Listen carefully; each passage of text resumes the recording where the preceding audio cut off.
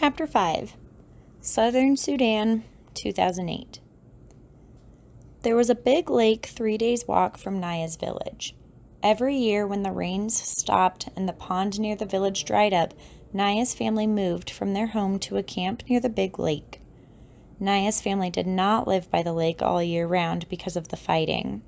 Her tribe, the Nuer, often fought with the rival Dinka tribe over the land surrounding the lake. Men and boys were hurt and even killed when the two groups clashed. So Naya and the rest of her village lived at the lake only during the 5 months of the dry season, when both tribes were so busy struggling for survival that the fighting occurred far less often. Like the pond back home, the lake was dried up. But because it was much bigger than the pond, the clay of the lake bed still held water. Naya's job at the lake camp was the same as at home, to fetch water. With her hands, she would dig a hole in the damp clay of the lake bed. She kept digging, scooping out handfuls of clay until the hole was as deep as her arm was long. The clay got wetter as she dug until, at last, water began to seep into the bottom of the hole. The water that filled the hole was filthy, more mud than liquid. It seeped in so slowly that it took a long time to collect even a few gourds full. Naya would crouch by the hole, waiting for water, here for hours at a time, and every day for 5 long months until the rains came and she and her family could return home. Southern Sudan, 1985. Silva's eye was swollen shut. Buxa's forearms were lumpy and raw. A friend of Buxa's had a fat lip. They all looked as though they had been in a terrible fist fight. But their injuries weren't bruises. They were bee stings. A fire had been started under the tree to smoke the bees out of the hive and make them sleepy. But as Buxa and the other Jurchol men were removing the hive from the tree, the bees woke up and were not at all happy to discover that their home was being taken away. They expressed their unhappiness very clearly by buzzing, swarming, and stinging. Stinging a lot. It was worth it, Salva thought as he touched his eye gingerly. His belly was a rounded lump stuffed full of honey and beeswax. Nothing had ever tasted so good as those pieces of honeycomb dripping with rich, luscious gold sweetness. Along with everyone else in the group, he had eaten as much as he could hold, and then a little more.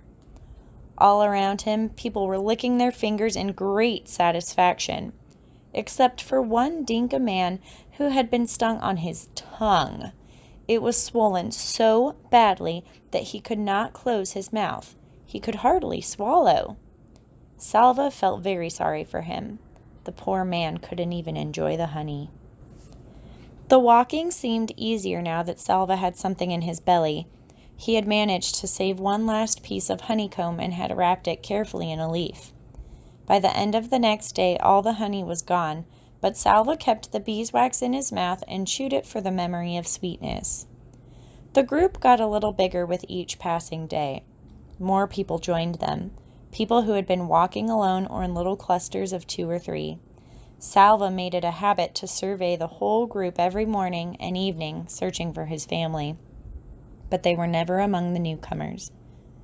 One evening, a few weeks after Salva had joined the group, he made his usual walk around the fireside, scanning every face in the hopes of seeing a familiar one. Then, ouch! Salva almost lost his footing as the ground underneath him seemed to move. A boy jumped to his feet and stood in front of him. "Hey! That was my hand you stepped on!"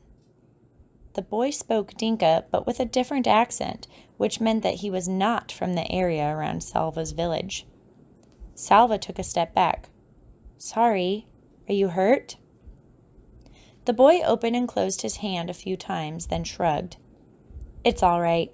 But you really should watch where you're going." "Sorry," Salva repeated.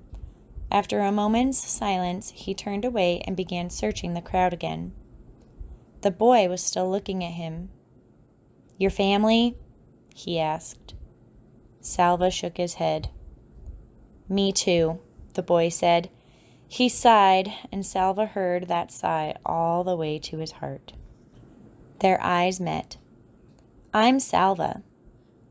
I'm Mariel. It was good to make a friend. Mariel was the same age as Salva. They were almost the same height.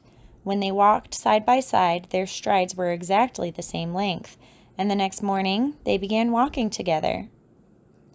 Do you know where we're going? Salva asked. Mariel tilted his head up and put his hand on his brow to shade his eyes from the rising sun. East, he said wisely. We are walking into the morning sun. Salva rolled his eyes. I know we're going east, he said.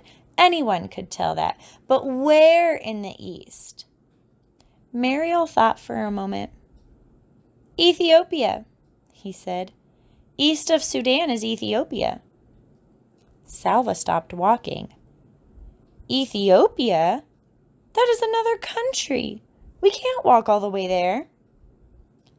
We are walking east, Mariel said firmly. Ethiopia is east. I can't go to another country, Salva thought. If I do, my family will never find me. Mariel put his arm around Salva's shoulders. He seemed to know what Salva was thinking, for he said, It doesn't matter. Don't you know that if we keep walking east, we'll go all the way around the world and come right back here to Sudan? That's when we'll find our families. Salva had to laugh. They were both laughing as they started walking again, arm in arm, their strides matching perfectly. More than a month had passed since Salva had run from his school into the bush. The group was now walking in the land of the Atout people. In the Dinka language, the group was now walking in the land of the Atuat people. In the Dinka language, the Atuat were called the people of the lion. Their region was inhabited by large herds of antelope, wildebeest, gnus, and the lions that preyed on them. The Dinka told stories about the Atuat. When an Atuat person died, he came back to earth as a lion, with a great hunger for the human flesh he once had. The lions in the Atuat region were said to be the fiercest in the world. Nights became uneasy. Salva woke often to the sound of roars in the distance, and sometimes to the death squeal of an animal under a lion's claws. One morning he woke bleary-eyed after a poor sleep. He rubbed his eyes, rose, and stumbled after Mariel as they began walking yet again. Salva? It was not Mariel who had spoken. The voice had come from behind them. Salva turned. His mouth fell open in amazement, but he could not speak. Salva! Chapter 6, Southern Sudan, 2008. Naya's family had been coming to the lake camp for generations. Naya herself had been there every year since she was born. One thing she liked about the camp was that even though she had to dig in the clay and wait for water, she did not have to make the 2 long trips to the pond every day. But this year she realized for the first time that her mother hated the camp. They had no house and had to sleep in makeshift shelters. They could not bring most of their things, so they had to make do with whatever was at hand. And for much of each day, they had to dig for water. But the worst was the look on her mother's face when Naya's father and older brother Deb went off to hunt. Fear. Her mother was afraid. Afraid that the men in the family would run into Dinka tribesmen somewhere, that they would fight and get injured, or worse. They had been lucky all these years. No one from Naya's family had been hurt or killed by Dinka, but she knew other families in the village who had lost loved ones this way. Naya could see the questions in her mother's face every morning. Would they be lucky again? Or was it now their turn to lose someone? Southern Sudan, 1985. Salva's mouth closed and opened again as if he were a fish. He tried to speak, but no sound came out of his throat. He tried to move, but his feet seemed stuck to the ground. "Salva!" the man said again, and hurried toward him. When the man was only a few steps away, Salva suddenly found his voice. "Uncle!" he cried out, and ran into the man's arms. Uncle Gewer was the youngest brother of Salva's father. Salva hadn't seen him in at least 2 years because Uncle had been in the army. "Uncle must know about the war and the fighting. Maybe he will know where my family is." But these hopes were dashed as soon as Uncle spoke. "Are you alone? Where is your family?" he asked. Salva hardly knew where to begin his answer.